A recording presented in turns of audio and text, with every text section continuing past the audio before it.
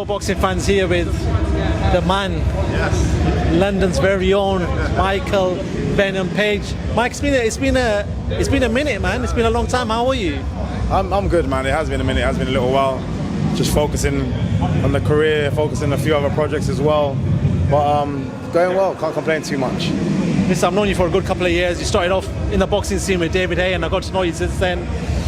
Going through social media, and then I see MVP bare knuckle fighting against Mike Perry. Just craziness. How did that all come about? See, I like to make noise anywhere I go. I like to make noise, and I know that's definitely making noise. A lot of people are just like, "What the hell's going on here?"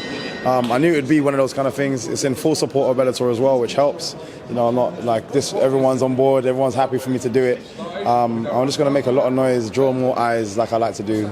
Put on a show, and then it's going to be here as well, August 20th, Wembley Arena. It's going to be great. We know you're here to support Shannon Ryan, who fought earlier on. But when you sit there, you see all the boxing fans sort of jeering, you see that atmosphere, you feel that atmosphere. You've been there before. Does it make you want to come back and get into that boxing ring? No, 100%. It's never something that I switched off of.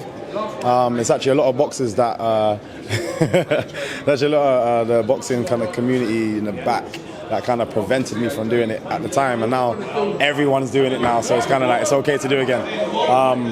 So yeah, I definitely want to come back, 100%. I actually wanted to try and do something before I got back into the Bellator cage, which I was asking to do something, and then the bare knuckle came up. So it's definitely something I'm going to be doing.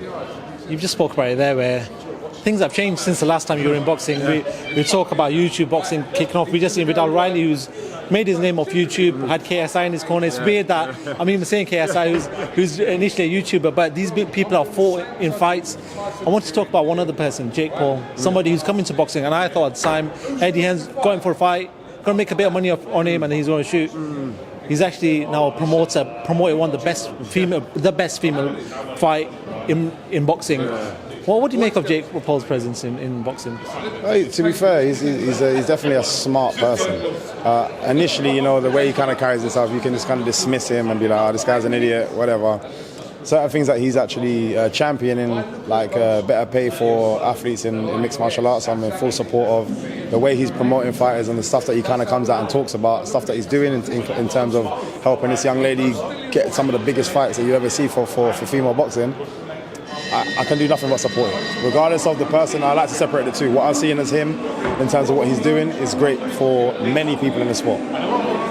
Seems to be a lot of money in boxing nowadays as well. So that's always good, right? It's always good. It's always good. I think white collar itself kind of started that as well. It was more not underground, but I mean there was a lot of white collar shows popping up, and then celebrities kind of joined and realized, okay, we can make a thing of this and bring my own audience to it. The YouTubers picked it up, and it's just been the wave has just grown and grown. I'm going to ask you about two fights. I'm going to let you go because I do want you to enjoy your night anyway. But I'm going to ask you about two fights because I know you know your fighting, you know the fighting game quite well. Talking about boxing, Anthony Joshua, Oleksandr Usyk seems to be done for Saudi Arabia. We're looking at August 23rd. How does that fight go? Can AJ make the adjustments needed to be Oleksandr Usyk? Just it's dependent on his team.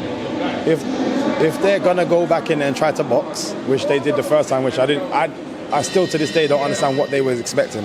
It's only ever gonna go that way, trying to outbox someone that has that much more experience than you. If they go back in there, because supposedly they said, yeah, they feel like they had the right idea, they're gonna make a couple of changes. That just for me just means you're gonna happy to lose again. They need to make big adjustments in the whole game plan, the whole style of how he needs to fight. He needs to be a bully in there, similar to the Derek Chisora fight. It was a lot closer fight because he made it ugly for Usyk. Usyk struggled in that. And even his own team, I've heard members of the team like, yeah, you know what, we kind of had it as a draw. A lot of times when you say that, then you might have gone the other way. But if you make it as ugly as that, I think he has the ability to make it ugly as that, but land a heavier shot. Land a bit more of a cleaner shot, which he did once in that fight. And you saw how it affected him. But he needs to have way more of those opportunities. But you standing still, trying to outbox someone as slick as that, it's just not going to happen. I'm going to ask you about another fight, but this is in the UFC. Obviously, going from one Nigerian to another, Israel Adesanya fighting Jared Cannonier. Talk to me about that, man. Great fight. Oh, that's a great fight. But Adesanya is just too clinical, man. He's too clinical. I think he's gonna go out there and show because everyone gets hyped about when you have somebody that you feel like might be able to get it. I think he's going to go out there and put a clinical performance in. Another actual question for you, and this is for both sport, for MMA and for boxing. Which fight would you want made in 2020 from both sports? First of all, boxing. So for boxing, it might be good to see. There's so many different fights. I'm thinking about all the different divisions and stuff as well. Errol Spence, Crawford. Yeah, definitely. That has to happen. I'd like to see Ryan Garcia come back and actually fight a bigger name, so maybe Tank.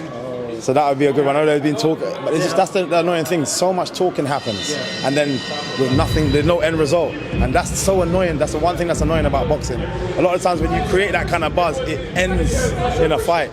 So now I'm hoping that one happens. So I look forward to that one. What about in MMA? In MMA, fights are made all the time, man. So it's kind of hard to pick something specific. Just for the sake of it, it'd be nice to see Conor McGregor come back. I guess what, Nate Diaz 3, maybe the trilogy? Who else? You've been talking crap to a lot of different people, man. But yeah, I'll go for that Nate 3. It'll just be another fun fight. Cool, man. Listen, it's always a pleasure talking to you. Always a good pleasure seeing you. No doubt I'll see you soon. And when you do make when you return to boxing, I'll be there, like I was the first time around. So always good seeing you, pro boxing fans. Thank you very much for talking.